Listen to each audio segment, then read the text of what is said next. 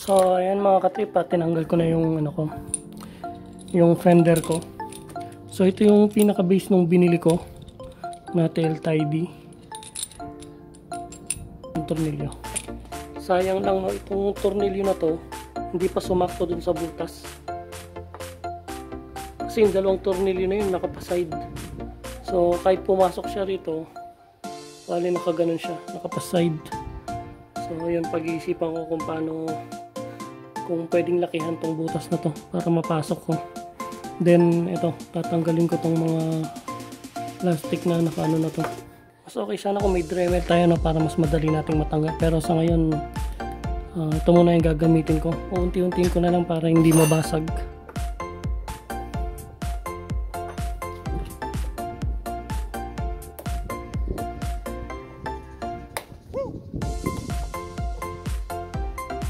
Malambot lang naman para siya.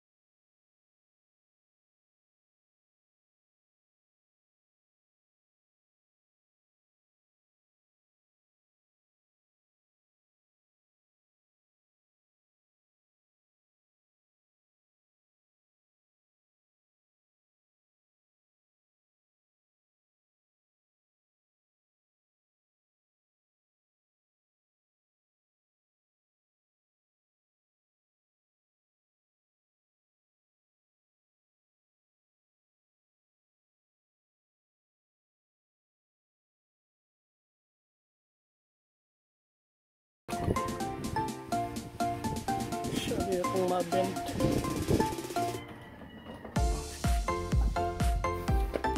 Itong part na ito yung iniisip ko eh. Hindi kaya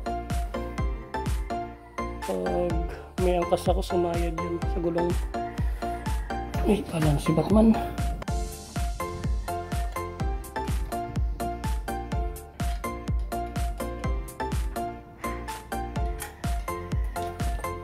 Okay ba?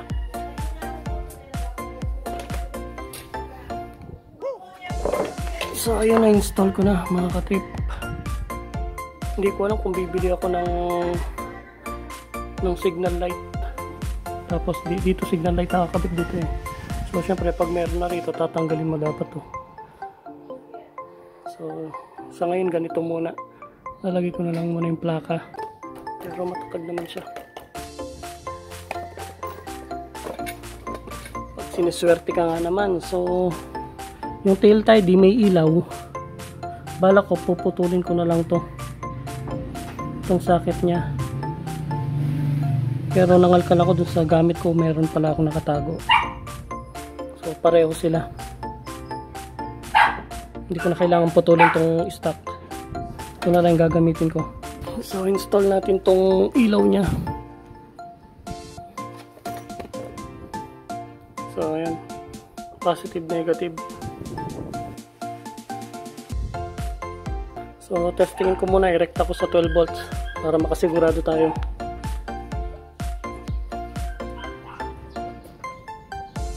Senting natin kung iilaw.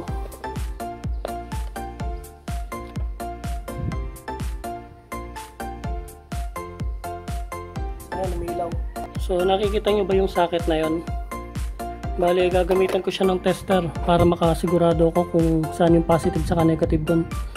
Parang baliktad kasi yung dito sa socket eh. So just to make sure.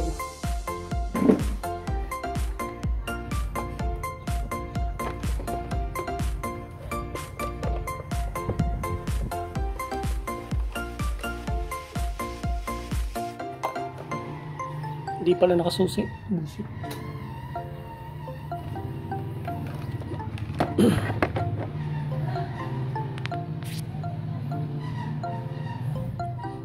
Pag umangat yan, tama yung dito. Ayan.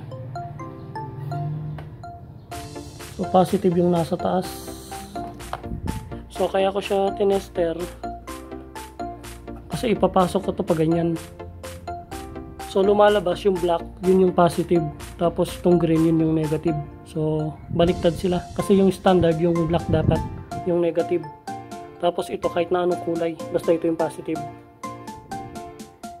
So kabit ko na. Nipis nitong wire. So dito, baliktad, ulitin ko. Itong black, ito yung positive. Dito sa socket na to.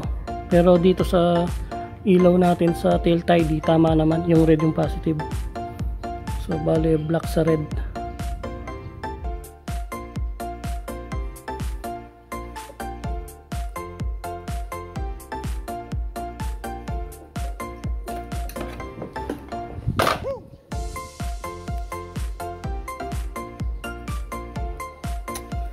Okay, try natin.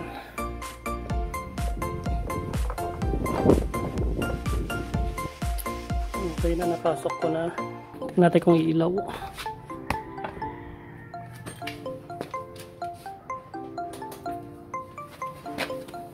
Yun.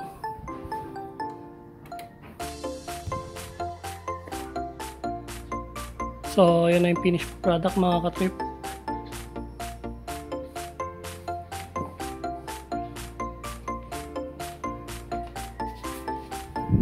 So, pakita ulit sa inyo kung paano yung pagkakaano.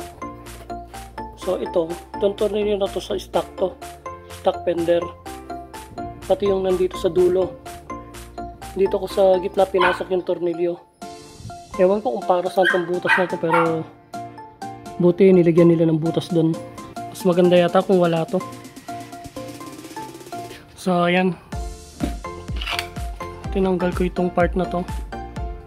So parang mas maganda pag ganyan.